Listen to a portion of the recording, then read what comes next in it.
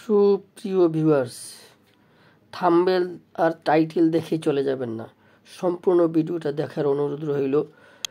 কারণ মাঝে মাঝে দেখলে কিছুই বোঝা যায় না। সম্পূর্ণ ভিডিও দেখার অনুরোধ রইল। আর আজকের ভিডিওটা খুবই ইম্পর্টেন্ট।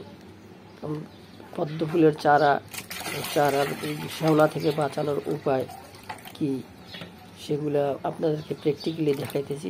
এইভাবে ধুয়ে 3-4 দিন পর পানিটা ধুয়ে পরিষ্কার করে রাখতে হবে, না হলে শ্যাওলা চারাগুলো নষ্ট হয়ে যায়।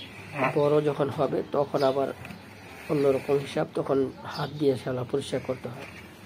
আজকের ভিডিওটা আপনারা দেখে রাখেন। আমি প্রত্যেকটা ভিডিও শুরু থেকে শেষ পর্যন্ত বোঝার জন্য আমি এগুলো করি, যাতে শুধু মাঝখানতে দেখি না। এই জন্য সম্পূর্ণ ভিডিওটা শুরু থেকে শেষ পর্যন্ত দেখবেন।